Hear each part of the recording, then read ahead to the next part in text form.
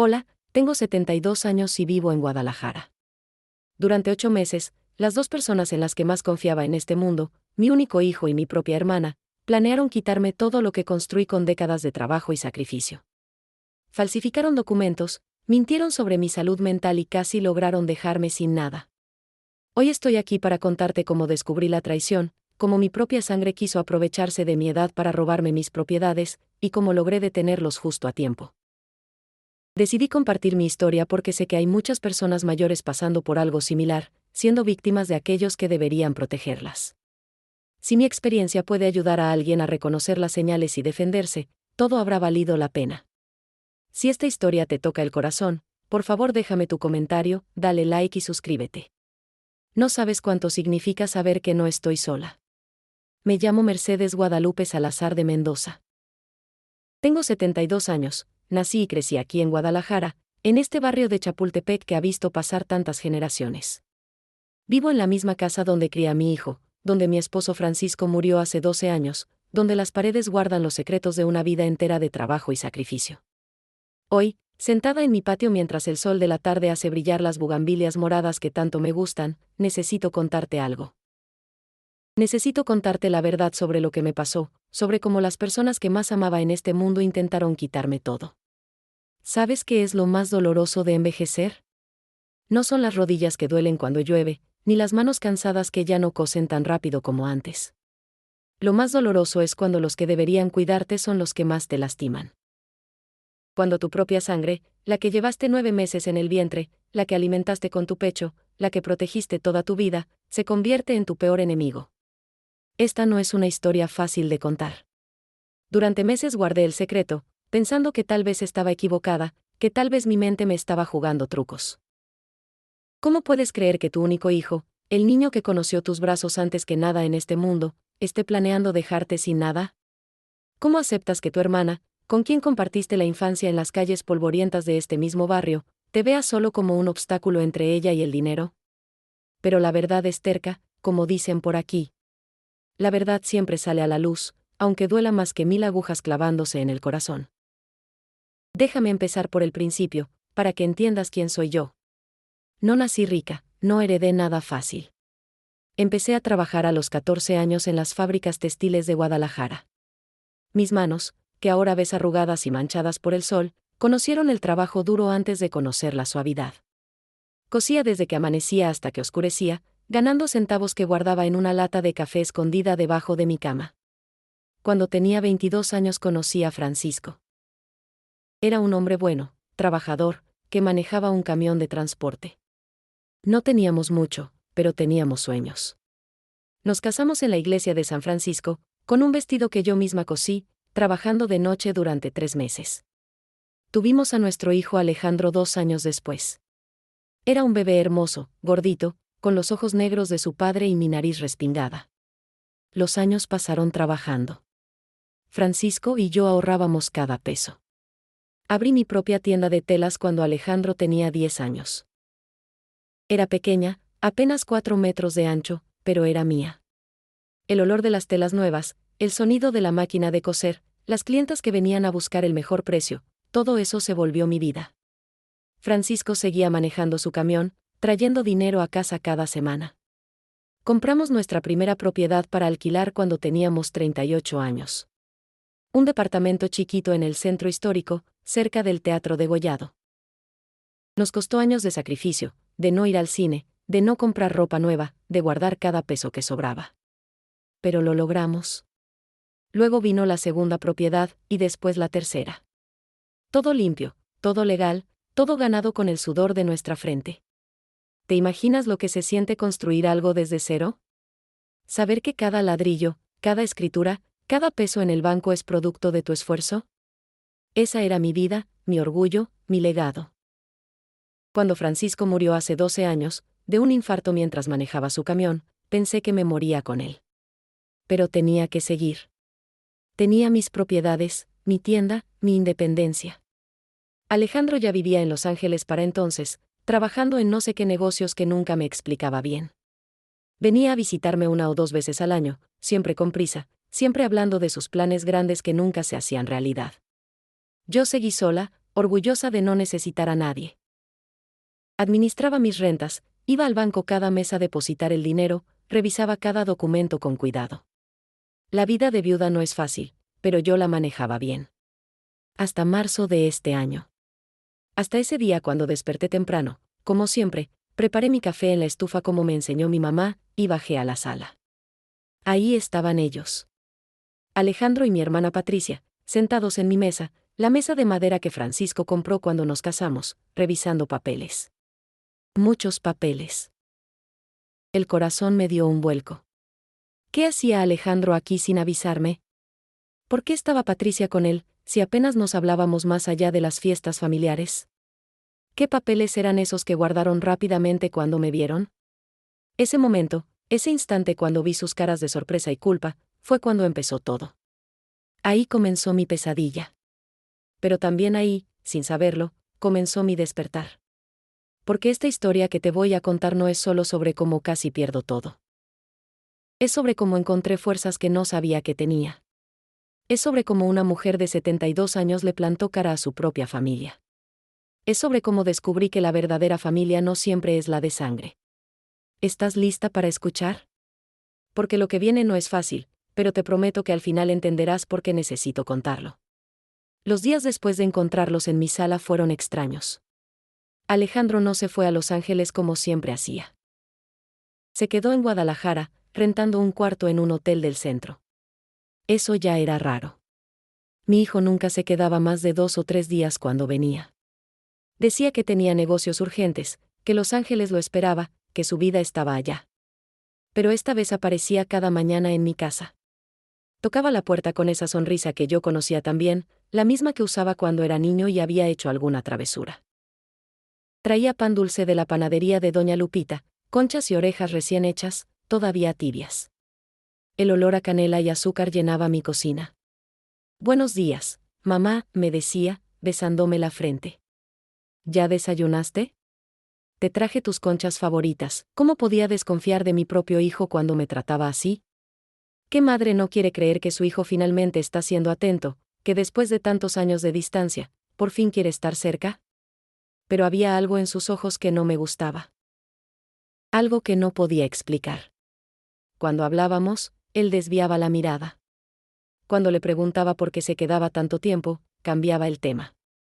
Y siempre, terminábamos hablando de dinero, de mis propiedades, de mis papeles. «Mamá, ¿dónde guardas las escrituras de los departamentos?», me preguntaba mientras tomábamos café. «Deberían estar en un lugar seguro, en una caja fuerte del banco». «Ya estás mayor, ¿y si pasa algo?». Patricia también aparecía seguido. Mi hermana, con quien había mantenido una relación educada pero distante desde que éramos jóvenes, de repente se volvió mi mejor amiga. Me invitaba a comer a su casa en la colonia americana, preparaba mi mole favorito, me preguntaba por mi salud. «Mercedes, ¿estás sola en esa casa tan grande?», me decía, acariciándome la mano. «¿No te da miedo? A nuestra edad, cualquier cosa puede pasar. Un resbalón en el baño, un mareo en la escalera. Deberías tener a alguien que te ayude con tus cosas importantes». Sus palabras me hacían sentir vieja, inútil. Yo que siempre había sido tan independiente, tan capaz, de repente me veía en el espejo y me preguntaba, ¿tendrán razón? ¿Ya estoy muy vieja para manejar mi vida? Pasó una semana. Alejandro seguía en Guadalajara. Una tarde, mientras él lavaba los platos después de comer, cosa que nunca había hecho en su vida, me atreví a preguntarle directamente. «Hijo, ¿qué está pasando? ¿Por qué no te has ido a Los Ángeles?». Se quedó quieto, con las manos en el agua jabonosa. Luego se volteó hacia mí, secándose las manos en el trapo de cocina. «Mamá, necesito hablar contigo de algo serio», me dijo, sentándose a mi lado. «Tú sabes que te quiero mucho, ¿verdad?». Mi corazón empezó a latir rápido. Cuando alguien empieza una conversación así, nunca es buena noticia. «Estoy preocupado por ti», continuó. «Vives sola, manejas mucho dinero de las rentas, tienes propiedades valiosas. ¿Qué pasa si alguien se aprovecha de ti? ¿Qué pasa si pierdes un documento importante? A tu edad, la memoria no es la misma». Ahí estaba otra vez. A tu edad. como si tener 72 años me convirtiera automáticamente en una inútil. Alejandro, yo manejo mis cosas perfectamente bien, le dije, sintiendo que la irritación subía por mi garganta. He manejado estas propiedades por décadas. No necesito ayuda. Lo sé, mamá, lo sé, dijo rápidamente, poniendo su mano sobre la mía. Pero déjame ayudarte.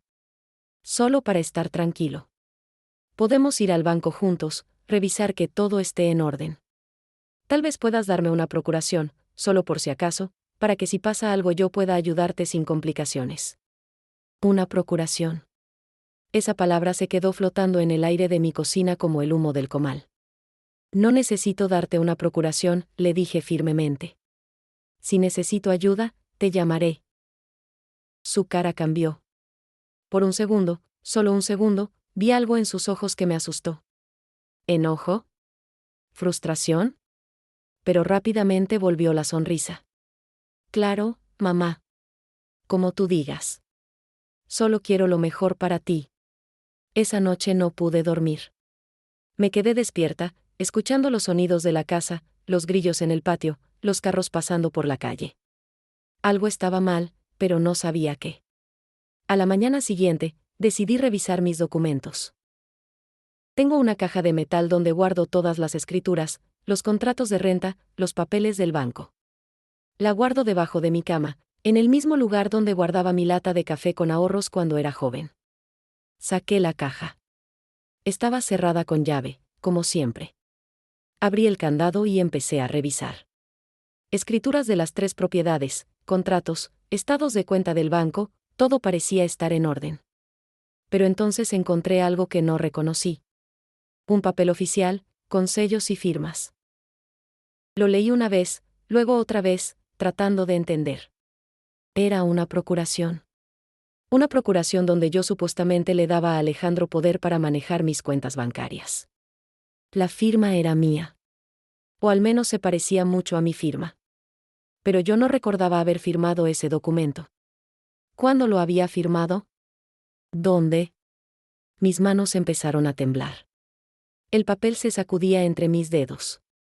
Traté de recordar, de buscar en mi memoria algún momento donde hubiera firmado algo así. Nada. Mi mente estaba en blanco. ¿Me estaba volviendo loca? ¿De verdad había firmado eso y no lo recordaba? ¿Tendrían razón Alejandro y Patricia sobre mi memoria? El miedo me invadió. No el miedo a Alejandro, todavía no. El miedo a mí misma, a mi propia mente. Si no podía confiar en mis recuerdos, ¿en qué podía confiar? Guardé el papel de vuelta en la caja, cerré el candado, empujé la caja debajo de la cama. No le diría nada a nadie. Tal vez me estaba volviendo paranoica. Tal vez debería aceptar la ayuda que me ofrecían. Pero esa noche, otra vez, no pude dormir. Abril llegó con sus mañanas frescas y sus tardes calientes. Las jacarandas empezaron a soltar sus flores moradas por las calles de Guadalajara, alfombrando las banquetas con ese color que siempre me ha parecido mágico. Pero yo apenas notaba la belleza. Vivía en una niebla de confusión y miedo que me acompañaba desde que me despertaba hasta que lograba dormir, si es que lograba dormir.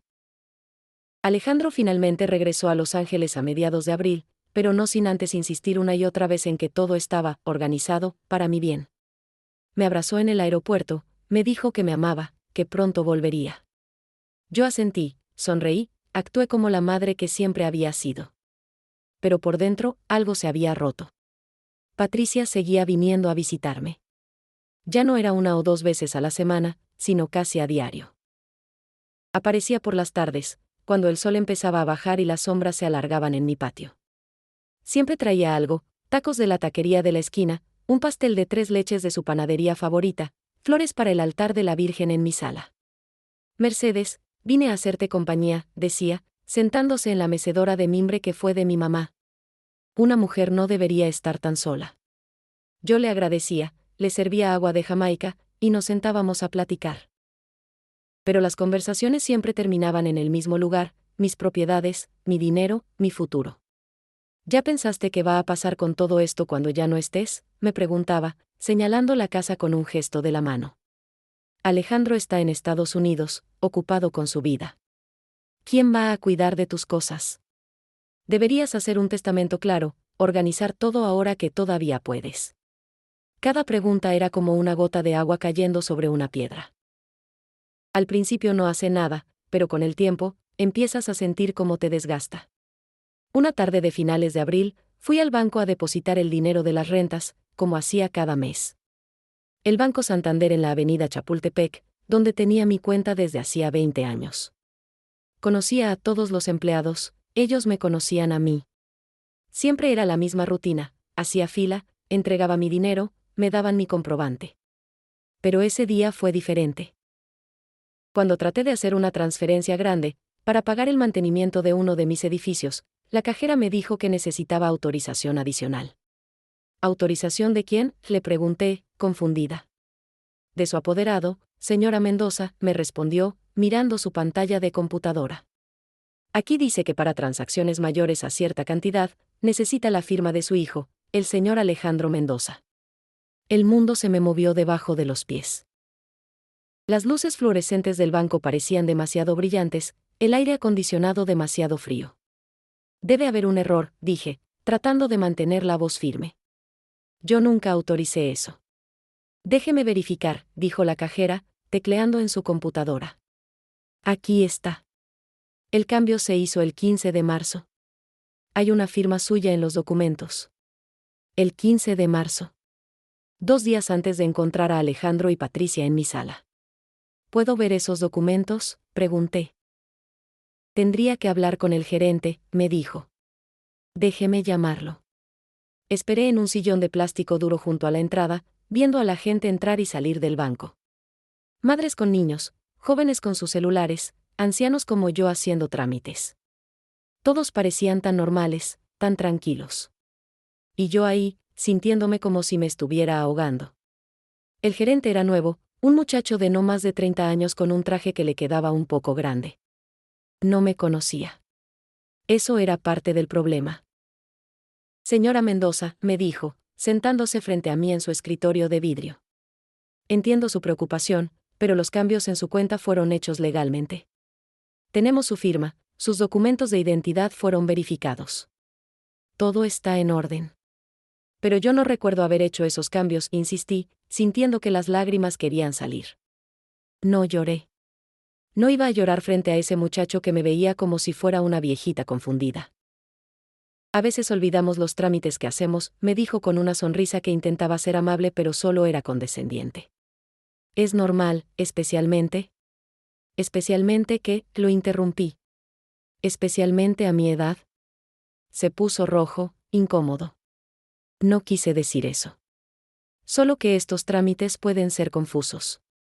Salí del banco con las piernas temblorosas. Me senté en una banca del parque frente al banco, bajo un árbol de mezquite que daba sombra. Las palomas picoteaban el suelo cerca de mis pies, los niños corrían gritando en los juegos, la vida seguía normal para todos menos para mí.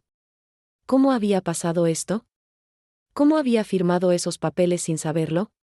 Traté de recordar cada visita al banco en marzo, cada documento que había firmado. Nada. Mi memoria me decía que yo no había hecho eso, pero los papeles decían lo contrario. ¿En quién podía confiar? ¿En mi memoria o en los documentos oficiales? Esa noche, sentada sola en mi cocina, tomando un té de manzanilla que no me calmaba para nada, entendí algo terrible, estaba viviendo en mi propia casa como una extraña. Las paredes que yo había pintado, los muebles que yo había comprado, las plantas que yo había sembrado, todo me parecía ajeno. Como si la casa ya no fuera mía, como si yo ya no fuera dueña de mi propia vida. Y lo peor de todo era que estaba sola. Alejandro estaba en Los Ángeles. Patricia venía a visitarme, pero ahora entendía que tal vez no era mi amiga. Mis vecinos eran buenos, pero yo siempre había sido muy privada, nunca les contaba mis problemas. ¿A quién podía pedirle ayuda? ¿Quién me creería si les contaba que mi propio hijo y mi hermana me estaban haciendo algo, aunque ni yo misma entendía qué era ese algo? El teléfono sonó. Era un número desconocido. Dudé, pero contesté. ¿Abuela? Era la voz de Daniela, mi nieta, llamando desde San Diego. ¿Cómo estás? Hace semanas que no hablamos. Y ahí, escuchando la voz joven y llena de vida de mi nieta, sentí por primera vez en semanas algo parecido a la esperanza. Daniela era mi única nieta, la hija de Alejandro. Tenía 28 años y trabajaba como enfermera en un hospital de San Diego. Era una muchacha hermosa, con el pelo largo y negro como el mío cuando era joven, y una sonrisa que iluminaba cualquier cuarto donde entraba. Pero más que su belleza, lo que siempre me había impresionado de Daniela era su inteligencia y su bondad. Cuando era niña y venía a visitarme en los veranos, pasábamos horas en mi cocina. Yo le enseñaba a hacer tortillas a mano, a preparar el mole como me enseñó mi abuela, a coser botones y remendar ropa. Ella me enseñaba palabras en inglés, me contaba historias de su escuela en California, me hacía reír con sus ocurrencias. Pero cuando Alejandro se distanció de mí, Daniela también se alejó. No por su culpa, entiendo. Ella era joven, ocupada con su escuela, luego su universidad, luego su trabajo. Las llamadas se hicieron menos frecuentes, las visitas se espaciaron. Los últimos años solo hablábamos en Navidad y en nuestros cumpleaños. Por eso me sorprendió tanto escuchar su voz esa noche de abril. Abuela, ¿de verdad estás bien?, me preguntó después de los primeros saludos. Tu voz suena rara. ¿Pasa algo? Por un momento pensé en mentirle, en decirle que todo estaba perfecto, como siempre hacía. Pero algo en su tono, algo en la preocupación genuina que escuché, me hizo romper. Daniela, le dije, y mi voz se quebró, creo que estoy perdiendo la cabeza. Le conté todo. Sobre Alejandro y Patricia en mi sala, sobre la procuración que no recordaba firmar, sobre los cambios en mi cuenta del banco. Le conté sobre mis dudas, mis miedos, mi confusión. Lloré mientras hablaba, algo que no había hecho frente a nadie en meses. Daniela me escuchó en silencio. Cuando terminé, hubo una pausa larga. Luego me dijo algo que cambió todo. Abuela, tú no estás perdiendo la cabeza. Alguien te está manipulando. Esas palabras fueron como un rayo de luz en la oscuridad. Alguien me está manipulando. No era yo. No estaba loca. Alguien más estaba haciendo esto. ¿Cómo lo sabes?, le pregunté, aferrándome al teléfono como si fuera un salvavidas. Porque te conozco, abuela. Tú eres la mujer más fuerte y más lista que conozco. Manejaste un negocio por décadas, criaste a mi papá sola después de que murió el abuelo, compraste 3 propiedades sin ayuda de nadie. Una mujer así no olvida de repente dónde firmó documentos importantes. Empecé a llorar otra vez, pero esta vez eran lágrimas diferentes. Lágrimas de alivio. Algo raro está pasando, continuó Daniela. Mi papá me llamó hace un mes, preguntándome sobre ti. Quería saber si yo había notado cambios en tu comportamiento, si pensaba que estabas perdiendo la memoria. Yo le dije que no, que en nuestras últimas llamadas sonabas perfectamente bien. Pero él insistía en que estabas confundida, que necesitabas ayuda. Mi corazón latía rápido escuchándola. También me preguntó si yo necesitaba dinero, agregó Daniela. Me dijo que tú querías ayudarme, que habías pensado en darme una de las propiedades. Yo le dije que no necesitaba nada, que estaba bien con mi trabajo. Pero ahora entiendo. Estaba tratando de averiguar si yo estaría de su lado. ¿De su lado en qué?, pregunté, aunque empezaba a entender la respuesta. Abuela, creo que mi papá está tratando de quedarse con tus propiedades. Y creo que la tía Patricia lo está ayudando. Escuchar esas palabras dichas en voz alta, por alguien más, fue como quitarme un peso enorme de los hombros. No estaba imaginando cosas. No estaba paranoica. Esto era real. ¿Qué hago, Daniela?, le pregunté. ¿A quién le puedo pedir ayuda? A mí, me respondió inmediatamente. Voy a pedirle días libres en el hospital. Voy a ir a Guadalajara el próximo fin de semana. Mientras tanto, abuela, necesito que hagas algo por mí. Lo que sea, le dije. No firmes nada más. Nada. No importa lo que te digan mi papá o la tía Patricia. No firmes ni un solo papel sin leerlo con mucho cuidado. Y si te presionan, diles que tu nieta que es enfermera te recomendó esperar, que quieres consultar con ella primero. ¿Me lo prometes? Te lo prometo, le dije. Y otra cosa, abuela. Empieza a tomar fotos de todos tus documentos importantes. Las escrituras, los estados de cuenta del banco, todo. Guárdalas en tu teléfono. ¿Sabes cómo usar la cámara de tu celular? Le dije que sí. Daniela me había regalado un teléfono inteligente el año pasado y me había enseñado a usarlo, aunque yo solo lo utilizaba para llamadas y mensajes básicos. Perfecto. Toma fotos de todo y mándalas por WhatsApp a mi número. Así tendremos copias guardadas en caso de que algo pase con los documentos originales. Cuando colgamos esa noche, me sentía como una persona diferente. Todavía tenía miedo, todavía estaba confundida sobre muchas cosas, pero ya no estaba sola. Daniela creía en mí.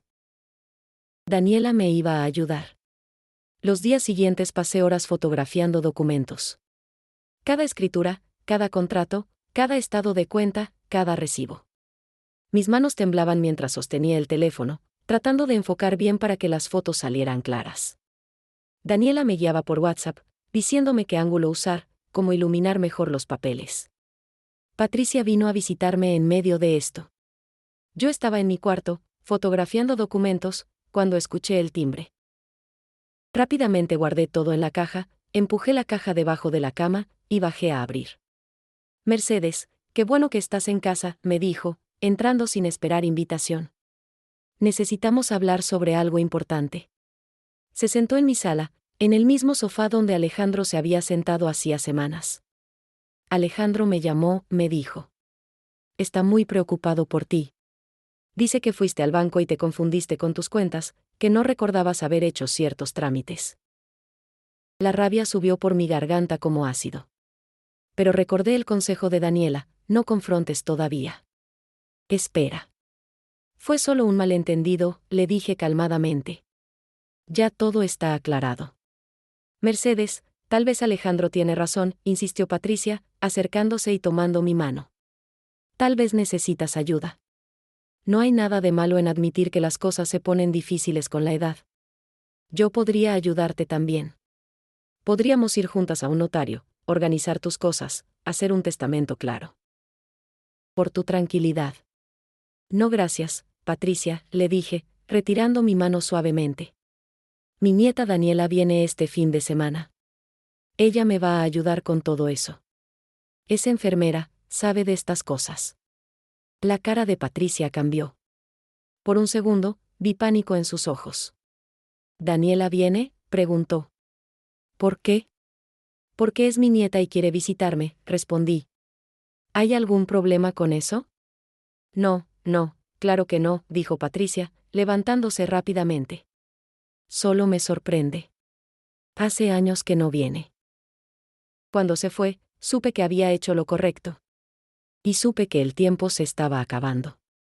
Si Daniela no llegaba pronto, si no actuábamos rápido, iba a perder todo. Pero por primera vez en semanas, sentí algo que había olvidado, sentí esperanza. Sentí fuerza. Sentí que no estaba acabada todavía. Mercedes Guadalupe Salazar de Mendoza no iba a rendirse sin pelear. Daniela llegó un viernes por la tarde de principios de mayo. Yo había limpiado la casa de arriba a abajo, preparado su cuarto favorito, el que daba al patio donde podía escuchar el agua de la fuente.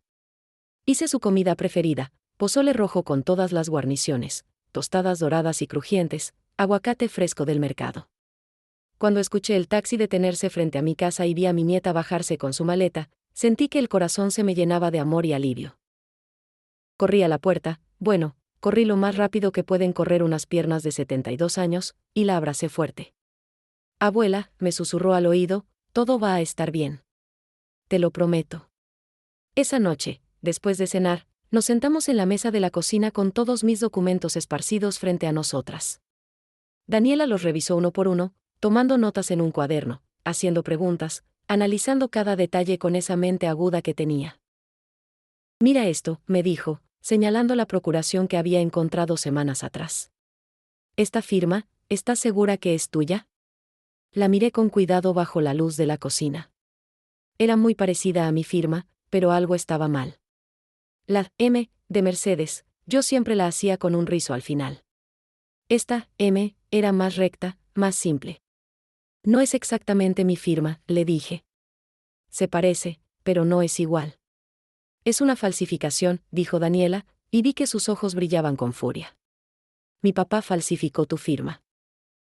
Escuchar esas palabras era doloroso, como si me clavaran un cuchillo en el pecho. Pero también era liberador. Porque significaba que yo no estaba loca, que mi memoria estaba bien, que todo esto era real y había una explicación. Durante todo el fin de semana, Daniela y yo trabajamos juntas. Revisamos cada documento, cada estado de cuenta, cada recibo. Descubrimos más cosas inquietantes, pequeños retiros de dinero que yo no había autorizado, cambios en los beneficiarios de mis cuentas, documentos que faltaban. El domingo por la tarde, tomamos té en el patio mientras el sol se ponía pintando el cielo de naranja y rosa. El olor de las gardenias que crecían cerca de la fuente perfumaba el aire. Escuchábamos a los pájaros hacer sus últimas canciones del día. Abuela, me dijo Daniela, tomando mi mano, necesito preguntarte algo importante. ¿Qué quieres hacer? ¿Podemos ir a la policía? ¿Podemos? No, la interrumpí. No quiero que tu papá vaya a la cárcel. No puedo hacer eso. Pero abuela, él te está robando, insistió Daniela, con frustración en su voz. Lo sé, le dije. Y no lo voy a permitir. Voy a recuperar el control de mis cosas, voy a proteger lo que construí. Pero no quiero destruir a mi hijo. Ya perdí mucho. No quiero perder también la posibilidad de que algún día, tal vez, podamos arreglar las cosas. Daniela suspiró, pero asintió. Me entendía. Entonces necesitamos un abogado, me dijo. Alguien que nos ayude a anular esos documentos falsos, a recuperar el control de tus cuentas, a protegerte legalmente. Alguien en quien podamos confiar. Esa noche no pude dormir, pero no por angustia como las noches anteriores. Esta vez era porque estaba pensando, planeando, tomando decisiones. Había vivido semanas en la niebla del miedo y la confusión, dejando que otros controlaran mi vida, dudando de mi propia mente. Pero ya no más. Ahora sabía la verdad. Ahora tenía a Daniela a mi lado. Y ahora iba a luchar. El lunes por la mañana, mientras tomábamos café y comíamos molletes, Daniela me dio una noticia que me sorprendió. Abuela, hablé con mi jefe en el hospital. Le pedí una licencia sin goce de sueldo por 3 meses. Me la dio. ¿3 meses? Pregunté, alarmada. ¿Por qué? No puedes dejar tu trabajo por mí. Si puedo, me dijo firmemente. Y lo voy a hacer. Me voy a quedar aquí contigo, vamos a arreglar todo este problema, y no me voy a ir hasta que esté segura y protegida. Empecé a llorar. No podía evitarlo. Esta muchacha, mi nieta hermosa, estaba sacrificando tanto por mí. No llores, abuela, me dijo, abrazándome. Tú hiciste tanto por mí cuando era niña. Me cuidaste en los veranos cuando mi papá estaba ocupado, me enseñaste a cocinar, me diste amor cuando lo necesitaba. Ahora me toca a mí cuidarte a ti. Eso es lo que hace la familia de verdad. Esa mañana salimos juntas a la calle. Guadalajara estaba viva y brillante bajo el sol de mayo. Los vendedores ambulantes gritaban sus ofertas, el olor a elote asado y tacos llenaba el aire, la música salía de las tiendas abiertas. Mi ciudad, mi hogar, el lugar donde había construido mi vida. Caminamos por las calles empedradas de Chapultepec hasta llegar a la panadería de Doña Lupita, mi amiga desde hacía 30 años. Su panadería era un lugar acogedor, con paredes amarillas y vitrinas llenas de pan dulce recién horneado. El olor a masa y azúcar era como un abrazo. Mercedes, me saludó Doña Lupita con una sonrisa, qué gusto verte. Y trajiste a tu nieta, qué hermosa se ha puesto. Nos sentamos en una mesita al fondo, con café y conchas calientes. Le conté todo a Doña Lupita. Mi amiga, esta mujer que había compartido tantas alegrías y tristezas conmigo a lo largo de los años, me escuchó con atención, su cara pasando de la sorpresa a la indignación. Ese muchacho, dijo cuando terminé, refiriéndose a Alejandro, yo sabía que algo no estaba bien. Las últimas veces que vino, lo vi entrando a un edificio de abogados en la avenida. Me pareció raro, pero no dije nada. ¿Qué edificio?, preguntó Daniela, siempre atenta a los detalles. El de la esquina con Federalismo, respondió Doña Lupita. Ahí hay varios despachos de abogados. ¿Y conoces a algún abogado bueno?, le preguntó Daniela. ¿Alguien que ayude en casos de familia, de fraude? Doña Lupita pensó por un momento, tomando su café. Hay un señor, dijo finalmente, el licenciado Ramírez. Su oficina está aquí cerca, en la calle de Prisciliano Sánchez. Es un hombre honesto, ayudó a mi comadre cuando su yerno intentó quitarle su casa. Puedo darle su número. Así empezó todo. Con una conversación en una panadería, con el apoyo de una amiga, con la decisión de dos mujeres de no rendirse. Ese día entendí algo importante, no estaba sola. Tenía a Daniela, tenía a doña Lupita, tenía a toda una comunidad de personas que me conocían, que sabían quién era yo, que estarían dispuestas a ayudarme si les pedía. La pregunta ya no era si iba a luchar. La pregunta era cómo iba a ganar.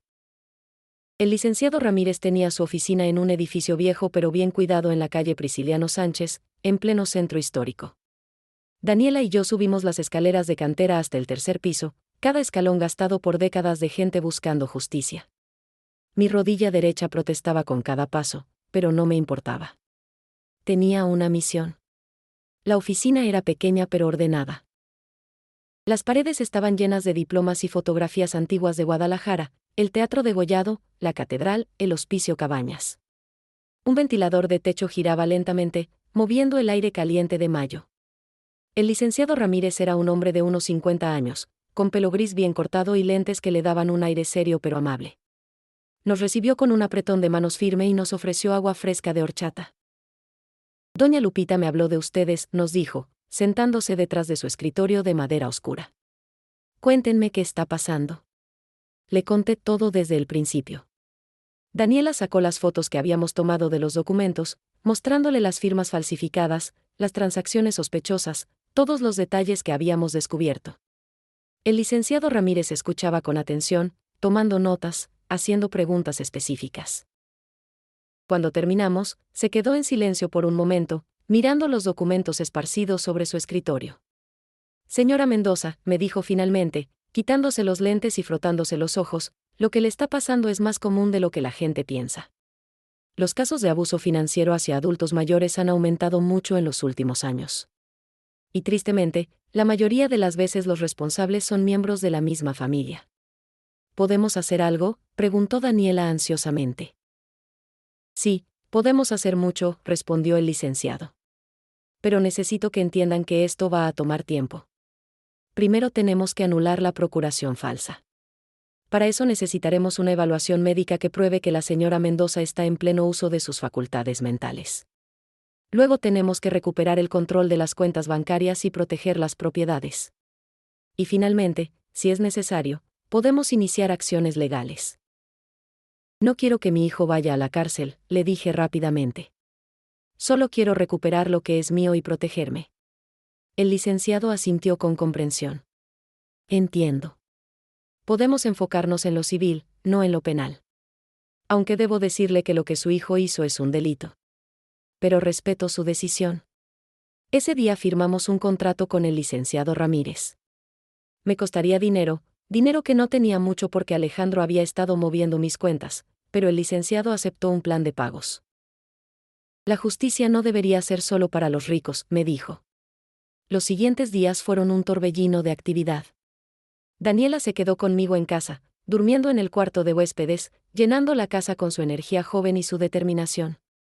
Por las mañanas hacíamos ejercicio juntas en el patio, caminatas cortas alrededor de la cuadra. Ella decía que necesitábamos mantenernos fuertes para lo que venía. Una tarde, mientras preparábamos la cena juntas en la cocina, el teléfono sonó.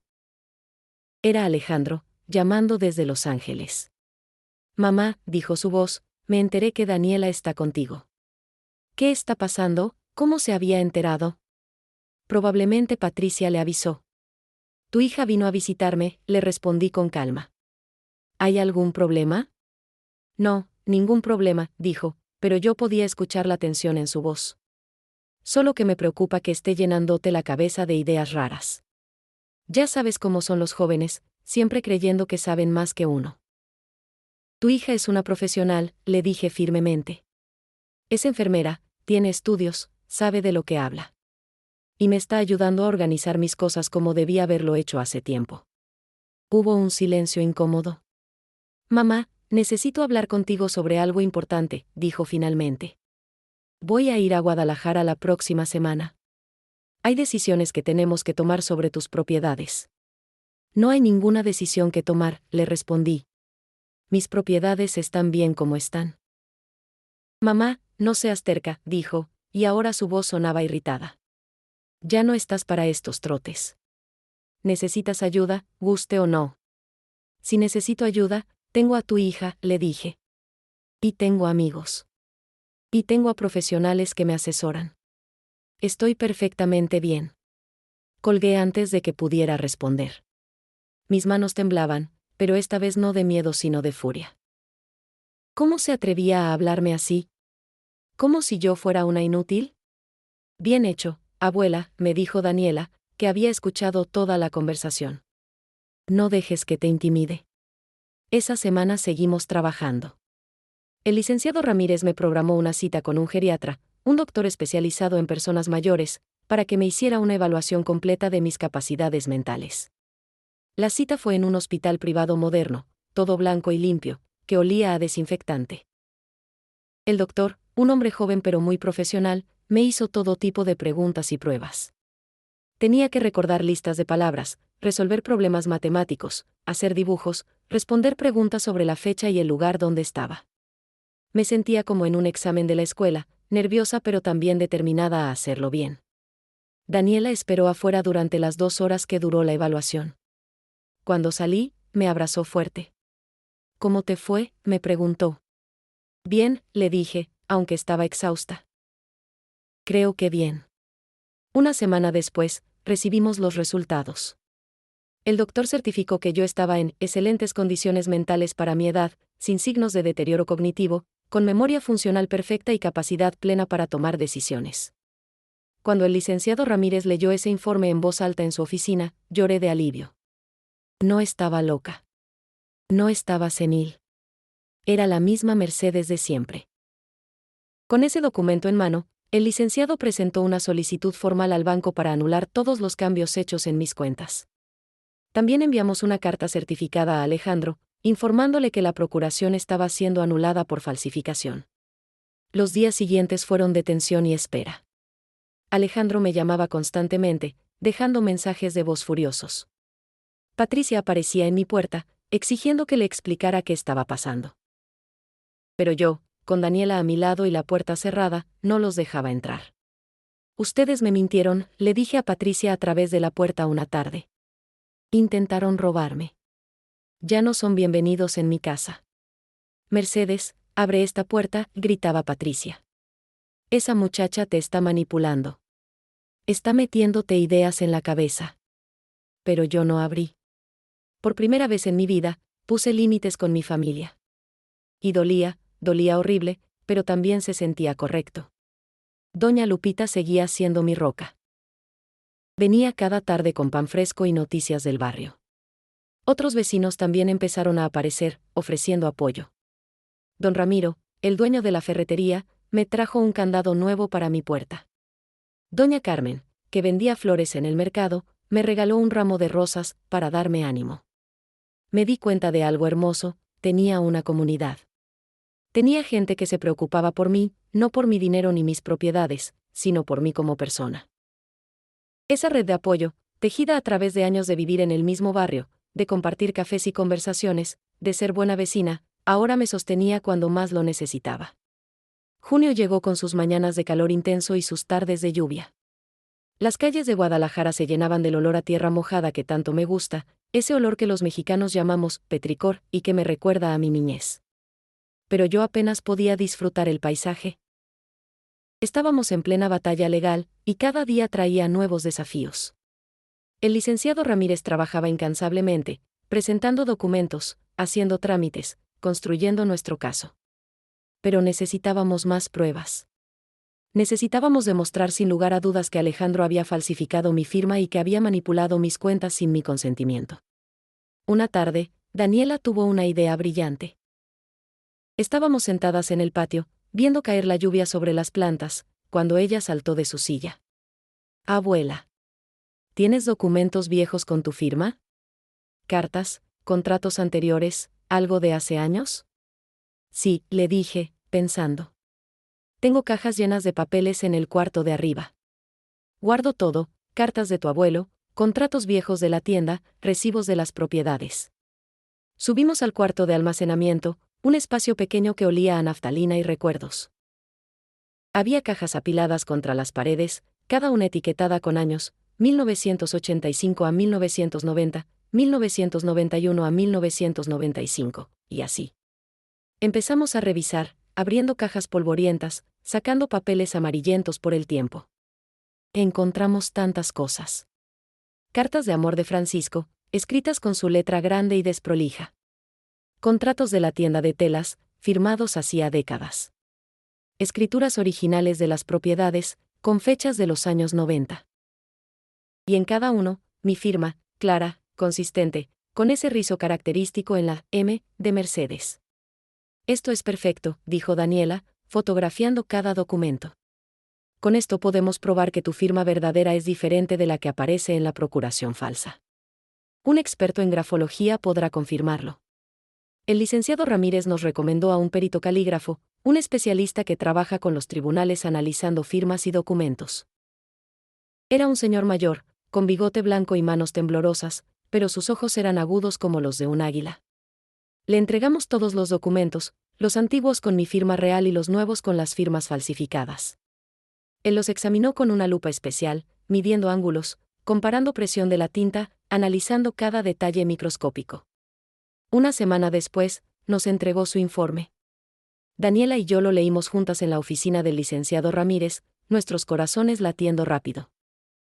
Las firmas en los documentos cuestionados, decía el informe, presentan diferencias significativas con las firmas auténticas de la señora Mercedes Guadalupe Salazar de Mendoza. Las diferencias incluyen variación en la inclinación de las letras, cambio en la presión del trazo, alteración en la formación de letras específicas, y ausencia de características únicas presentes en todas las firmas auténticas. En mi opinión profesional, las firmas cuestionadas son falsificaciones. Lo tenemos, exclamó Daniela, abrazándome. Tenemos la prueba. Pero las pruebas no terminaban ahí. Necesitábamos también demostrar que los cambios en mis cuentas bancarias no habían sido hechos por mí. El licenciado Ramírez pidió formalmente al banco las grabaciones de seguridad del día que supuestamente yo había firmado los documentos de cambio de cuenta. El banco se resistió al principio, alegando confidencialidad y protección de datos. Pero el licenciado presentó una orden judicial, y finalmente nos entregaron las grabaciones. Las vimos en la oficina del licenciado, en una computadora vieja que tardó siglos en cargar el video. Cuando finalmente apareció la imagen, casi me caigo de la silla. Era yo en el banco, o al menos alguien que se parecía a mí. Una mujer mayor, con el pelo gris recogido, usando un vestido similar a los míos. Pero cuando la cámara enfocó su cara, vi las diferencias. Esta mujer era más delgada, su nariz era diferente, sus ojos estaban más hundidos. No soy yo, dije, señalando la pantalla. Esa mujer no soy yo. Lo sé, dijo el licenciado. Es una impostora. Probablemente alguien que contrataron para hacerse pasar por ti, ¿cómo era posible? ¿Hasta dónde había llegado Alejandro en su plan? ¿Cuánto tiempo llevaba planeando esto? Seguimos investigando. Daniela, usando sus habilidades de investigación que había aprendido en su trabajo de enfermera, empezó a revisar mis estados de cuenta bancarios de los últimos 6 meses. Encontró un patrón inquietante: pequeños retiros de dinero, siempre menores a cierta cantidad para no levantar sospechas, sumaban miles y miles de pesos. Mira, abuela, me mostró, señalando los números en la pantalla. Aquí, el 15 de enero, un retiro de 3,000 pesos. El 22 de enero, otro de 2,500. El 5 de febrero, 4,000. Y así cada semana. En total, han sacado más de 80,000 pesos de tu cuenta en estos meses. 80,000 pesos. Era tanto dinero.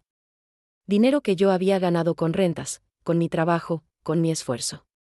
Una tarde de mediados de junio, mientras organizábamos todas estas pruebas en la mesa de mi comedor, alguien tocó la puerta. Daniela fue a abrir, pero dejó la cadena puesta. Era Patricia, pero no venía sola. Traía a otros familiares, primos que no veía hacía años, sobrinos que apenas conocía. Todos se veían serios, preocupados. Mercedes, abre la puerta, dijo Patricia. Venimos a hablar contigo. Todos estamos preocupados. preocupados por qué, y grité desde adentro, sin acercarme a la puerta. Por ti, respondió la voz de mi primo Rodrigo, el contador de Monterrey. Patricia nos contó que has estado actuando raro, que tu nieta te está manipulando, que has hecho acusaciones graves contra Alejandro. No estoy siendo manipulada, respondí. Estoy defendiendo lo que es mío. Necesitamos ver que estés bien, insistió otra voz, creo que era mi sobrina Elena. Déjanos entrar, solo para hablar. Daniela me miró, esperando mi decisión. Yo respiré profundo, reuní todo mi coraje, y me acerqué a la puerta. No voy a abrir, dije con voz firme. No hasta que reconozcan lo que Alejandro y Patricia intentaron hacerme. Tengo pruebas, documentos, grabaciones. Sé la verdad. Y si ustedes están aquí apoyándolos a ellos en lugar de apoyarme a mí, entonces ustedes también son parte del problema. Mercedes, por favor, rogó Patricia. Estás confundida. Todo esto es un malentendido. No estoy confundida, grité, y sentí que toda la furia y el dolor de los últimos meses salían de mí como un volcán. Me intentaron robar. Falsificaron mi firma. Sacaron dinero de mis cuentas. Y ahora vienen aquí pretendiendo que yo soy la que está mal. Hubo un silencio largo del otro lado de la puerta. Luego escuché murmullos, voces discutiendo entre ellas. Finalmente, la voz de mi primo Rodrigo habló otra vez. Mercedes, ¿tienes pruebas de lo que dices? Sí, respondí. Tengo todas las pruebas que necesito. ¿Podemos verlas?, preguntó él. No como enemigos, sino como familia. Déjanos ver, y si tienes razón, te apoyaremos. Miré a Daniela. Ella asintió. Era un riesgo, pero tal vez necesitábamos aliados. Abrí la puerta. Todos entraron despacio, con caras de incomodidad. Patricia se veía pálida, asustada. Los demás se veían confundidos. Los llevé a la mesa del comedor donde teníamos todas las pruebas organizadas. El informe del perito calígrafo, las fotografías de los documentos, los estados de cuenta con los retiros marcados, las grabaciones del banco en la computadora de Daniela. Lean, les dije. Vean. Y luego díganme si estoy confundida. Pasaron la siguiente hora revisando todo. El silencio en mi casa era pesado, interrumpido solo por el sonido de papeles moviéndose y respiraciones sorprendidas. Vi cómo las caras cambiaban, de escepticismo a shock, de confusión a comprensión. Rodrigo fue el primero en hablar. Esto es serio, dijo, mirando a Patricia con ojos acusadores. Muy serio. Patricia empezó a llorar. Yo no quería, dijo entre sollozos. Alejandro me convenció. Me dijo que Mercedes ya estaba muy vieja, que no podía manejar todo, que era por su bien. ¿Por mi bien?, la interrumpí, sintiendo que la rabia volvía. ¿Robarme es por mi bien? No íbamos a robarte todo, insistió Patricia. Solo queríamos asegurarnos de que el dinero no se perdiera, de que estuviera bien administrado. Mentirosa, gritó Daniela, y fue la primera vez que la vi perder la compostura. Ustedes querían quedarse con todo. Las pruebas están aquí. La reunión terminó mal. Patricia se fue llorando. Algunos familiares se fueron con ella, todavía leales o tal vez todavía confundidos. Pero otros se quedaron. Rodrigo, Elena, y 2 primos más. Mercedes, me dijo Rodrigo, tomando mi mano, te creemos. Y vamos a ayudarte. Esto tiene que llegar hasta el final. Esa noche, exhausta pero aliviada, me dormí sabiendo que ya no estaba sola contra todos. Tenía a Daniela, tenía al licenciado Ramírez, tenía a doña Lupita y mis vecinos, y ahora tenía a algunos familiares que habían elegido creer la verdad. Las pruebas estaban reunidas. El ejército estaba formado. Ahora venía la parte más difícil, el enfrentamiento final. Julio llegó con sus cielos azules y su calor sofocante. El licenciado Ramírez había organizado una reunión formal de mediación para el día 15, un miércoles por la tarde. Sería en su oficina, con un mediador profesional presente, un notario para certificar cualquier acuerdo, y todos los involucrados, yo, Alejandro, Patricia, Daniela, y cualquier familiar que quisiera estar presente. Los días previos casi no dormí. Practicaba en mi mente lo que iba a decir, cómo iba a mantenerme firme, cómo iba a enfrentar a mi hijo. Porque eso era lo más difícil de todo esto. No era enfrentar a Patricia, no era presentar las pruebas, era mirar a los ojos al hijo que crié y decirle que sabía lo que había hecho. Daniela me ayudó a prepararme. Me compró un vestido nuevo, elegante pero no ostentoso, de color azul marino. Tienes que verte fuerte, abuela, me dijo mientras me ayudaba a peinarme esa mañana. Tienes que entrar a esa oficina con la cabeza en alto. Llegamos temprano. La oficina del licenciado Ramírez estaba arreglada para la ocasión. Habían traído más sillas, una mesa grande, agua y vasos para todos. El mediador ya estaba allí, un señor serio con traje gris que se presentó como el licenciado Gutiérrez. El notario, una mujer mayor con cara amable, también había llegado. Rodrigo y Elena vinieron conmigo como apoyo moral. Doña Lupita también quiso estar, sentada en una esquina, su presencia como un ancla que me mantenía conectada a la realidad. Alejandro llegó exactamente a las 3 de la tarde. No lo había visto en persona desde abril, y el cambio me impactó. Se veía demacrado, con ojeras profundas, el traje arrugado. Venía solo, sin abogado, lo que me pareció extraño. Cuando nuestras miradas se cruzaron, vi algo en sus ojos que no pude descifrar. ¿Culpa? ¿Miedo? ¿Rabia? Patricia llegó 15 minutos tarde, disculpándose nerviosamente. Traía un abogado con ella, un hombre joven que se veía intimidado por toda la situación. El mediador empezó la sesión explicando las reglas. Cada persona tendría oportunidad de hablar, debíamos mantener el respeto, el objetivo era llegar a un acuerdo que satisficiera a todos, o al menos documentar las diferencias para un eventual juicio. ¿Quién quiere empezar?, preguntó el mediador. El licenciado Ramírez se levantó. Empezaré yo, presentando el caso de mi clienta, la señora Mercedes Guadalupe Salazar de Mendoza. Durante la siguiente hora, el licenciado presentó todas las pruebas que habíamos reunido. Las firmas falsificadas, el análisis del perito calígrafo, las grabaciones del banco mostrando a la impostora, los retiros no autorizados, el testimonio médico de mi plena capacidad mental. Cada documento era pasado a la mesa, mostrado a todos, explicado en detalle. Alejandro se iba poniendo más pálido con cada evidencia. Patricia lloraba silenciosamente, su abogado le susurraba cosas al oído que ella ignoraba. Cuando el licenciado terminó, el silencio en la oficina era absoluto. Solo se escuchaba el ventilador del techo girando y los sollozos ahogados de Patricia. Señor Mendoza, dijo el mediador, volteándose hacia Alejandro, ¿tiene algo que decir en su defensa? Alejandro me miró. En ese momento, hijo y madre, nos miramos realmente por primera vez en meses. Vi en sus ojos al niño que había sido, al bebé que había cargado, al hijo que había amado con todo mi corazón.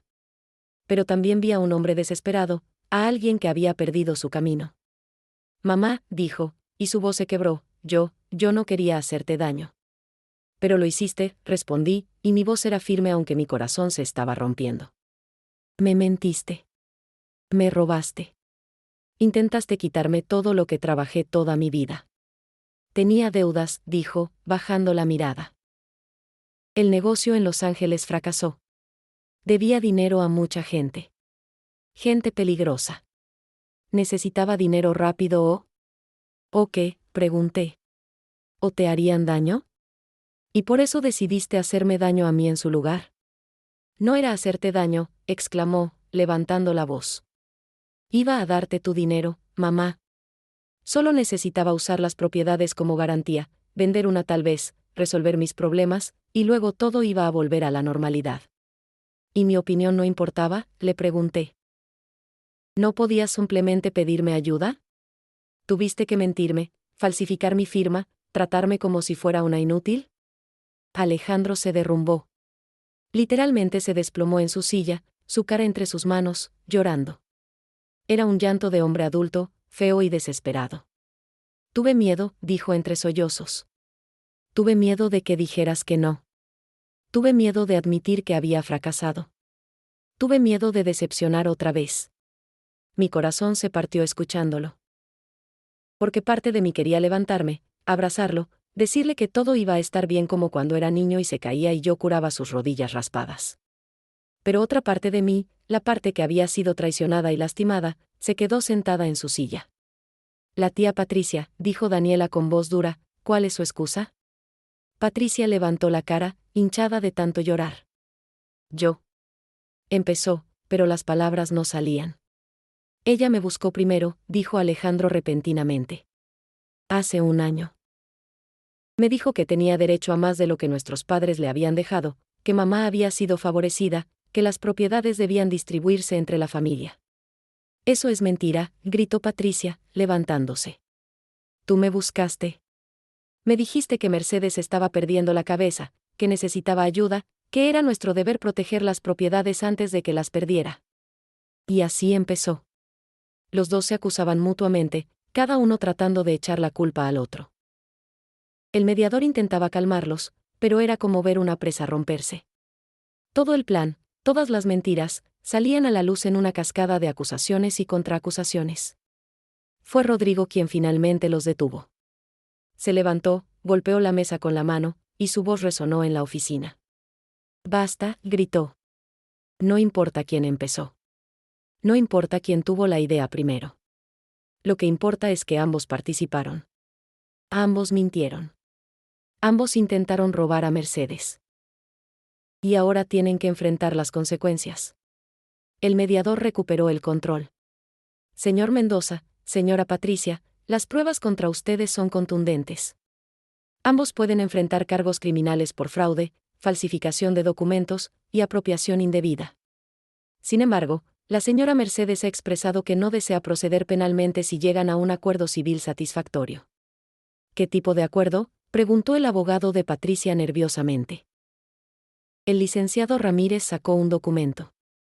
Primero, la devolución inmediata de todo el dinero que fue retirado de las cuentas de la señora Mercedes. Segundo, la firma de documentos donde ambos renuncian a cualquier reclamo futuro sobre las propiedades de la señora Mercedes. Tercero, una disculpa pública frente a la familia. Y cuarto, ambos deben someterse a una evaluación psicológica y, si es necesario, tratamiento. Alejandro miró el documento, luego me miró a mí. Mamá, ¿de verdad quieres hacer esto? ¿Vas a destruir a tu propia familia? Sus palabras me dolieron, pero Daniela habló antes de que yo pudiera responder. Tú destruiste la familia, papá, dijo con voz quebrada pero firme. Cuando decidiste robarle a tu propia madre. Cuando decidiste que el dinero era más importante que ella. La abuela no está destruyendo nada. Está protegiéndose. Y yo estoy orgullosa de ella. Las lágrimas corrían por mis mejillas. Daniela tomó mi mano, apretándola fuerte. El mediador continuó. Tienen dos opciones. Firmar este acuerdo ahora, o la señora Mercedes procede con una demanda penal. Y les aseguro, con las pruebas que hemos visto hoy, van a perder. Y las consecuencias serán mucho peores. Patricia fue la primera en quebrar. Firmaré, dijo en voz baja. Lo siento, Mercedes. De verdad lo siento. Todos miramos a Alejandro. Los segundos pasaban como horas. Finalmente, con manos temblorosas, tomó la pluma. Lo siento, mamá, susurró. Siento tanto haberte fallado. Firmó el documento. Los días después de la mediación fueron extraños. Tenía lo que quería, mi dinero sería devuelto, mis propiedades estaban protegidas, los documentos legales estaban firmados. Pero no me sentía victoriosa. Me sentía vacía, como si hubiera ganado la batalla pero perdido algo más importante en el proceso. Alejandro regresó a Los Ángeles inmediatamente después de firmar los documentos. No se despidió de mí. Solo se levantó, tomó su maletín y se fue. Vi cómo se alejaba por la ventana de la oficina del licenciado Ramírez, su figura encorvada, derrotada. Mi hijo. Mi bebé. Patricia intentó hablar conmigo esa noche. Vino a mi casa, tocó la puerta durante 10 minutos, rogando que la dejara entrar. Yo estaba del otro lado, escuchando sus súplicas, pero no abrí. Daniela me abrazaba, dándome fuerzas para mantenerme firme. Mercedes, por favor, lloraba Patricia. Soy tu hermana. Crecimos juntas. ¿Vas a destruir eso por dinero? No es por dinero, le respondí a través de la puerta. Es por la traición. Es por las mentiras. Es porque intentaste convencerme de que estaba loca cuando sabías perfectamente que no lo estaba. Finalmente se fue. La escuché alejarse por la calle, sollozando. Una semana después, cuando el dinero fue devuelto a mis cuentas y todos los documentos legales estaban en orden, llamé a una reunión familiar. Invité a todos, los que me habían apoyado, los que habían dudado, incluso los que habían estado en el lado de Patricia y Alejandro. Era hora de que todos supieran la verdad completa. La reunión fue en mi casa, un domingo por la tarde de finales de julio. Preparé comida como siempre hacía para las reuniones familiares: pozole, tostadas, aguacate, limones, rábanos. Daniela me ayudó, las dos trabajando juntas en la cocina como lo habíamos hecho tantas veces en los últimos meses. Llegaron casi 30 personas. Llenaron mi sala, mi comedor, mi patio. El murmullo de conversaciones nerviosas llenaba el aire. Todos querían saber por qué los había convocado. Cuando todos estaban sentados, comiendo, relajándose un poco, me levanté. El sonido de mi cuchara golpeando un vaso llamó la atención de todos. Gracias por venir, empecé, y mi voz temblaba pero era clara. Los llamé porque necesitan saber la verdad. Toda la verdad. No versiones, no rumores. La verdad de lo que pasó. Les conté todo. Desde el principio, desde el día que encontré a Alejandro y Patricia en mi sala, hasta la mediación de la semana pasada. No omití nada. Las firmas falsificadas, el dinero robado, los intentos de convencerme de que estaba perdiendo la cabeza, todo. Algunos ya sabían partes de la historia, pero nadie sabía todo. Vi caras de shock, de rabia, de tristeza. Algunas personas lloraban. Otras negaban con la cabeza, incrédulas. ¿Por qué nos cuentas esto?, preguntó mi sobrina Elena cuando terminé. ¿Qué quieres que hagamos? Quiero que sepan, respondí, que no estoy loca. Que no estoy senil. Que fui traicionada, sí, pero también que fui lo suficientemente fuerte para defenderme. Quiero que sepan que ustedes también deben cuidarse, protegerse, no confiar ciegamente ni siquiera en la familia. ¿Y qué va a pasar ahora con Alejandro?, preguntó una prima. ¿Con Patricia? No sé, admití. Alejandro está en Los Ángeles. No hemos hablado desde la mediación. Patricia. Patricia va a tener que vivir con lo que hizo. No voy a denunciarla penalmente, cumplí mi palabra. Pero tampoco voy a pretender que somos familia cercana otra vez. Hubo un largo silencio. Luego, para mi sorpresa, fue mi primo Rodrigo quien habló, y lo que dijo cambió todo. Mercedes, dijo, levantándose, hay algo que necesitas saber. Algo que descubrí después de la mediación. Todos lo miraron. Él se veía incómodo, como si tuviera que confesar algo difícil. Llamé a Alejandro hace 2 días, continuó. Como contador, quería entender mejor su situación financiera, ver si podía ayudarlo de alguna manera legal con sus deudas. Y me confesó algo. Mi corazón empezó a latir rápido. ¿Qué más había? Al principio, explicó Rodrigo, Patricia fue quien inició todo. Ella lo buscó hace más de un año, le habló de una supuesta injusticia en la herencia de sus padres, le sembró la idea de que tú tenías demasiado y ella muy poco.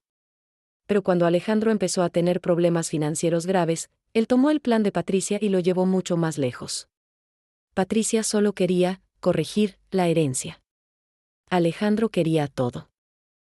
Patricia, que había entrado discretamente a la reunión por la puerta de atrás, gritó desde donde estaba, eso es lo que he estado tratando de decir. Yo no planeé robar todo. Alejandro me mintió a mí también. Pero participaste, le dije, volteándome hacia ella. Sabías que algo estaba mal y aún así seguiste adelante. Tenía celos, admitió Patricia, y su confesión dejó a todos mudos. Toda mi vida tuve celos de ti, Mercedes.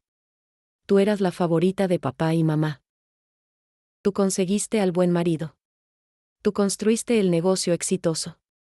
Tú tuviste las propiedades. Yo desperdicié mi herencia, arruiné mis oportunidades, y en lugar de aceptar que eran mis propias decisiones, te culpé a ti. Cuando Alejandro vino con su plan, vi una oportunidad de finalmente equilibrar las cosas. Pero nunca quise dejarte sin nada. Eso fue idea de Alejandro. Las palabras de Patricia flotaban en el aire. Era una confesión, sí, pero también era una explicación. No justificaba lo que había hecho, pero al menos era honesta. ¿Y qué querías hacer con el dinero?, le pregunté. Abrir un negocio, dijo bajando la mirada. Un restaurante. Siempre quise tener un restaurante, pero nunca tuve el capital. Pensé que si conseguía una parte de tus propiedades, podría finalmente cumplir ese sueño. Podrías haberme pedido prestado, le dije, y mi voz salió más suave de lo que esperaba. Podrías haberme pedido que fuera tu socia, que te ayudara. En lugar de eso, elegiste robarme. Patricia se derrumbó en llanto. Elena, que estaba cerca de ella, la abrazó, aunque se veía claramente conflictuada sobre consolar a alguien que había hecho algo tan terrible. Mi primo Rodrigo habló otra vez. Hay algo más. Alejandro también me confesó que las deudas que tiene no son solo de negocios. Tiene un problema con el juego. Apuestas. Lo ha tenido durante años, y finalmente lo alcanzó. Un problema con el juego. Mi hijo. ¿Cómo no me había dado cuenta? ¿Cuántas señales había perdido durante todos estos años de distancia? Necesita ayuda, continuó Rodrigo. Ayuda profesional. No solo legal, sino psicológica. Y Patricia también. Lo que ambos hicieron no es normal, no es solo codicia. Hay problemas más profundos. Miré alrededor de la habitación a toda mi familia reunida. Algunos me miraban con compasión, otros con admiración, otros con confusión sobre qué pensar o sentir. Quiero que todos entiendan algo, les dije. Perdonar no significa olvidar. Perdonar no significa permitir que vuelva a pasar. Todavía no sé si puedo perdonar a Alejandro y Patricia. Tal vez algún día, tal vez nunca. Lo que sí sé es que me di cuenta de algo importante durante todo esto. Hice una pausa, buscando las palabras correctas. Me di cuenta de que la familia verdadera no es solo la que comparte tu sangre. La familia verdadera es la que está contigo en los momentos difíciles. Daniela, miré a mi nieta con lágrimas en los ojos, tú sacrificaste tu trabajo, tu vida en San Diego, para venir a ayudarme. Doña Lupita, miré a mi amiga que estaba en una esquina, tú me conectaste con el licenciado Ramírez y viniste a cada reunión a apoyarme. Rodrigo, Elena, ustedes eligieron creer en mí cuando era más fácil no hacerlo. Me limpié las lágrimas que corrían libremente ahora. Esa es mi familia real. Y agradezco a Dios por ella todos los días. La reunión terminó con abrazos, algunas conversaciones difíciles, y mucha comida compartida. Patricia se fue temprano, todavía llorando pero tal vez un poco más liberada después de confesar su verdad. Algunos familiares se fueron con ella, otros se quedaron conmigo. Esa noche, después de que todos se fueron, Daniela y yo nos sentamos en el patio bajo las estrellas. ¿Cómo te sientes, abuela?, me preguntó. Cansada, admití. Triste. Aliviada. Todo al mismo tiempo. ¿Crees que algún día puedas perdonar a mi papá? Era la pregunta que yo misma me había estado haciendo. No lo sé, respondí honestamente. Tal vez con tiempo. Pero primero él necesita ayuda. Necesita arreglar sus problemas. Y necesita ganarse de nuevo mi confianza, si es que eso es posible. Daniela asintió, entendiendo. ¿Y tú?, le pregunté. ¿Cómo estás tú con todo esto? Enojada con mi papá, dijo. Decepcionada. Pero también orgullosa de ti. Y feliz de haber estado aquí, de haberte conocido de verdad, abuela. Estos meses contigo han sido los mejores de mi vida. Nos abrazamos bajo el cielo estrellado de Guadalajara, dos mujeres de diferentes generaciones unidas por amor, verdad y la fortaleza que descubres cuando no te queda otra opción que ser fuerte.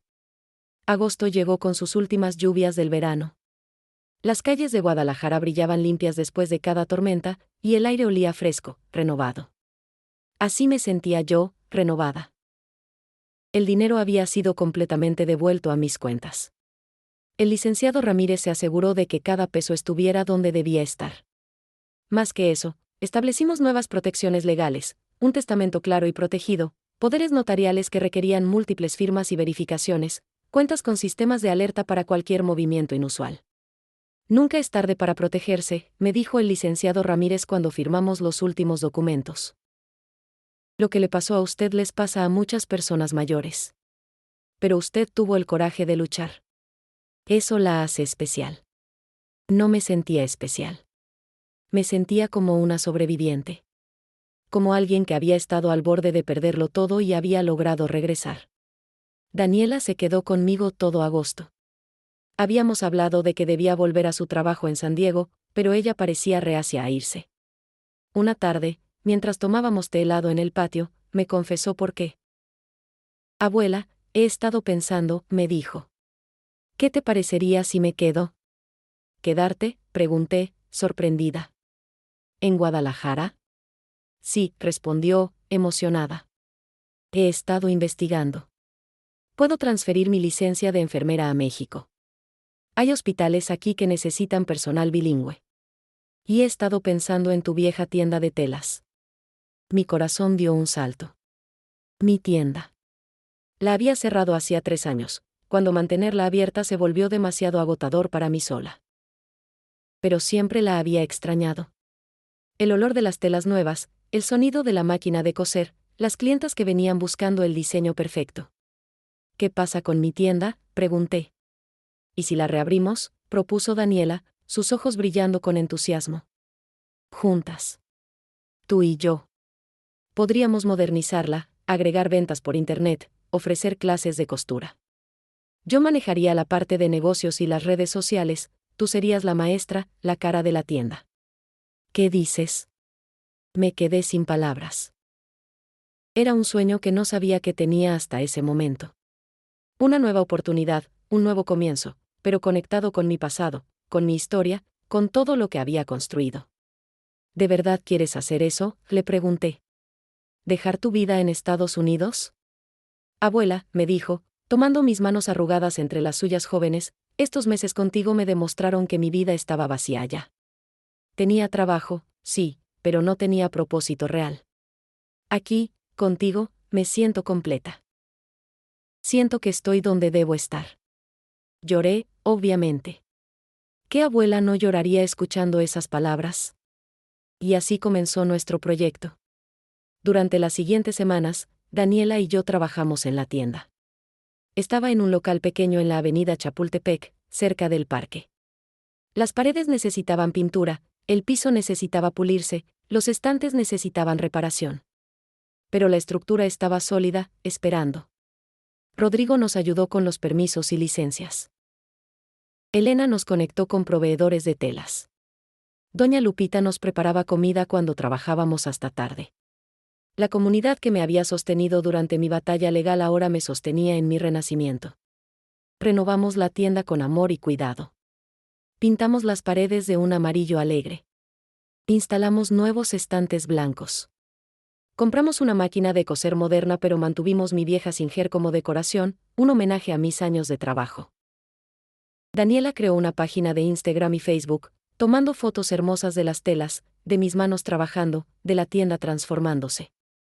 Un día de mediados de septiembre, mientras organizábamos carretes de hilo por colores, el teléfono de Daniela sonó. Era un número de Los Ángeles. Su cara palideció cuando vio quién llamaba. Es mi papá, me dijo. ¿Quieres que conteste? Contesta, le dije. Pero ponlo en altavoz. Con manos temblorosas, Daniela contestó. Hola, papá. Daniela, la voz de Alejandro sonaba diferente. Más suave, más humilde. ¿Cómo estás? Bien, respondió ella con cautela. Estoy en Guadalajara con la abuela. Hubo una pausa.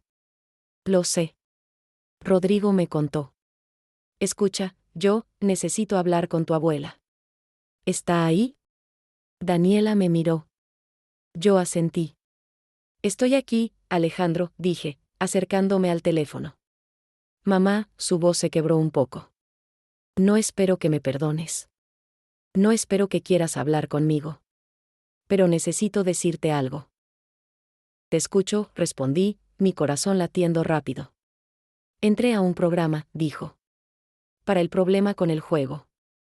Llevo 2 meses en terapia. También estoy trabajando en pagar mis deudas, de forma honesta esta vez. He conseguido un trabajo normal, nada glamoroso, pero es legítimo. No supe qué decir. Parte de mí quería creerle, otra parte tenía miedo de volver a confiar. Y he estado pensando mucho en lo que hice, continuó. En cómo te traicioné. En cómo puse mi adicción y mi egoísmo antes que mi familia. No hay excusa para eso. No hay justificación. Pero quiero que sepas que todos los días me levanto intentando ser mejor, intentando ser el hijo que merecías. Las lágrimas corrían por mis mejillas. Daniela me abrazó mientras yo luchaba por encontrar palabras. Alejandro, dije finalmente, me alegra que estés buscando ayuda.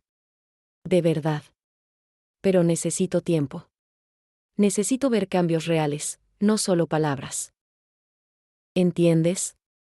Sí, respondió inmediatamente. Lo entiendo. No te pido que me perdones ahora.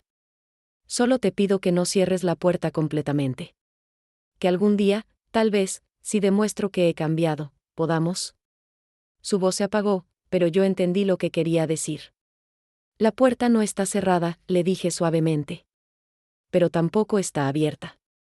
Está entreabierta. Y depende de ti si se abre más o se cierra completamente. Es todo lo que puedo pedir, dijo. Gracias, mamá.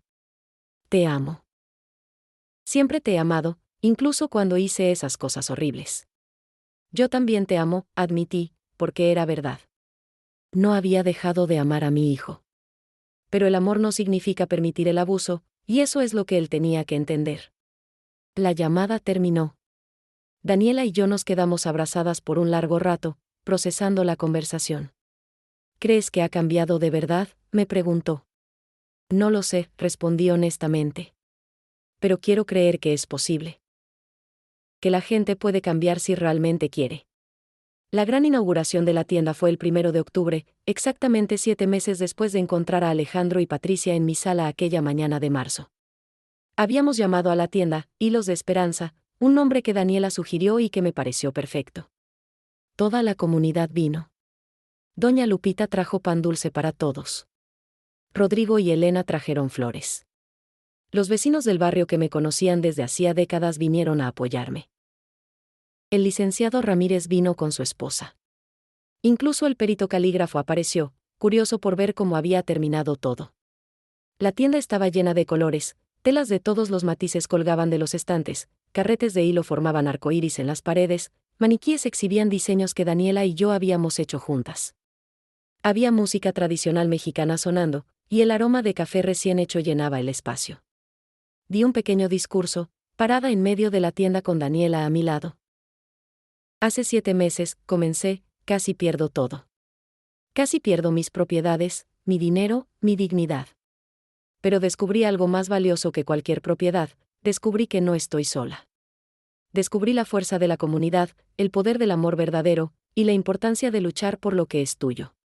Miré alrededor de la habitación llena de rostros amables. Esta tienda no es solo un negocio, continué. Es un símbolo. Un símbolo de que nunca es tarde para comenzar de nuevo. Un símbolo de que las mujeres mayores no somos inútiles ni confundidas, somos fuertes y capaces. Un símbolo de que cuando nos apoyan las personas correctas, podemos lograr cualquier cosa. Hubo aplausos, algunos llantos, muchos abrazos. Ese día vendimos más telas de las que esperábamos, pero más importante que eso, llenamos la tienda de historias. Mujeres jóvenes venían preguntando por clases de costura. Madres traían a sus hijas para que aprendieran un oficio. Hombres compraban telas para sus esposas, para sus negocios, para sus proyectos. Al final del día, cuando el último cliente se fue y Daniela y yo nos quedamos solas en la tienda, nos sentamos en el suelo entre carretes de hilo y telas, exhaustas pero felices.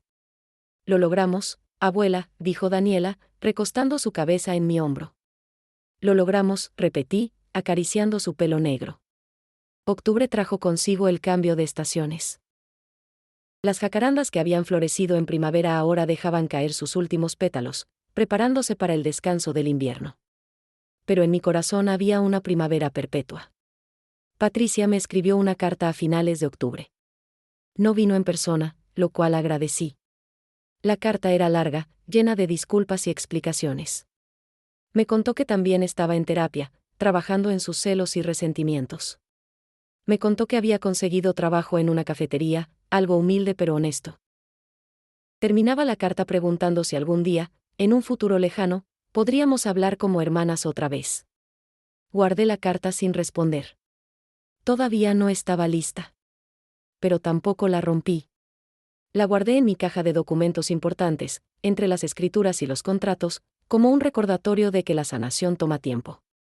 El licenciado Ramírez vino a visitarme un día de noviembre para una charla casual. Tomamos café en la tienda mientras Daniela atendía a unos clientes. Señora Mercedes, me dijo, su caso me ha hecho pensar mucho. Hay tantas personas mayores en su situación, siendo abusadas por familiares, y muchas no tienen el coraje o los recursos para defenderse. Lo sé, respondí. Durante todo este proceso, me he preguntado cuántas mujeres como yo están sufriendo en silencio. ¿Qué le parecería, propuso, con un brillo en sus ojos, si organizamos talleres gratuitos? Para adultos mayores, enseñándoles sobre sus derechos, cómo proteger sus propiedades, cómo reconocer señales de abuso financiero. Usted podría compartir su historia, inspirar a otros. La idea me emocionó inmediatamente. Convertir mi dolor en algo útil, en algo que pudiera ayudar a otros. Me encantaría, le dije. Y así comenzó la siguiente etapa de mi nueva vida. Una vez al mes, en la biblioteca pública del barrio, organizábamos talleres. Yo contaba mi historia, el licenciado Ramírez explicaba los aspectos legales, Daniela hablaba sobre cómo las familias pueden apoyar a sus mayores sin controlarlos. Venían docenas de personas, la mayoría adultos mayores, algunos acompañados de familiares preocupados. En esos talleres conocí a Refugio, una mujer de 75 años que vivía una situación similar a la que yo había vivido. Su hijo estaba tratando de quitarle su casa. Con la ayuda del licenciado Ramírez y los consejos que le dimos, ella pudo defenderse. Verla recuperar su fuerza, ver su cara transformarse de víctima a guerrera, me llenaba el corazón. Conocí a Ernesto, un viudo de 80 años cuyos sobrinos lo estaban presionando para vender su rancho. Conocí a Luz, cuya nuera la había convencido de firmar documentos que no entendía. A cada uno les ofrecimos ayuda, consejo, y más importante, la certeza de que no estaban solos. Diciembre llegó con su aire fresco y sus preparativos navideños. Daniela y yo decoramos la tienda con luces y adornos tradicionales. Las ventas iban bien, teníamos clientas regulares, y las clases de costura se habían llenado hasta tener lista de espera. En Nochebuena, organizamos una pequeña cena en mi casa. Invité a todos los que me habían apoyado, Daniela, por supuesto, Rodrigo y Elena con sus familias, doña Lupita, el licenciado Ramírez y su esposa, Refugio y algunos de los otros adultos mayores de los talleres. Mi mesa, que por tanto tiempo había estado vacía, se llenó de comida, risas y amor verdadero. Esa noche, mientras todos comían tamales y bebían ponche, levanté mi copa para hacer un brindis. Hace un año, dije, y la sala se quedó en silencio, yo estaba sola, asustada, dudando de mi propia mente. Pensé que había perdido todo. Pero resulta que tuve que perder algunas cosas para encontrar otras más valiosas. Miré alrededor de la mesa a todos esos rostros queridos. Encontré coraje que no sabía que tenía. Encontré una relación verdadera con mi nieta. Encontré una comunidad que me sostiene. Encontré un propósito, ayudar a otros que están pasando por lo que yo pasé. Y encontré paz. Levanté mi copa más alto. Por las segundas oportunidades. Por la familia que elegimos, no solo la que heredamos.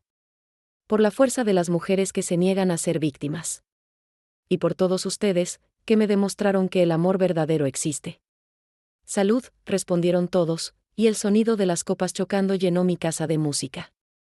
Esa noche, después de que todos se fueron y Daniela se fue a dormir, me senté sola en mi patio bajo las estrellas. La fuente seguía corriendo como siempre, las plantas seguían creciendo, la vida seguía su curso. Pensé en Alejandro. Me pregunté si estaría solo en Los Ángeles, si estaría pensando en mí, si realmente estaría trabajando en cambiar. Pensé en Patricia, en si ella también estaría mirando las estrellas esta noche, arrepentida de sus decisiones. Sentí tristeza por ellos, pero también paz. Había hecho todo lo que podía. El resto dependía de ellos. Miré mis manos, arrugadas y manchadas por el tiempo, pero fuertes todavía. Estas manos habían cosido miles de vestidos, habían firmado documentos importantes, habían construido un imperio pequeño pero mío. Estas manos habían sido falsificadas, pero también habían luchado y recuperado lo que era suyo. Me di cuenta en ese momento de algo profundo, No había perdido 7 meses de mi vida en esta batalla. Había ganado una nueva versión de mí misma. Una Mercedes más fuerte, más sabia, más consciente de su valor. Y si mi historia podía inspirar aunque sea a una persona más a defenderse, a no rendirse, a creer en su propia fuerza, entonces todo había valido la pena. El viento frío de diciembre sopló, haciendo bailar las hojas de las bugambilias.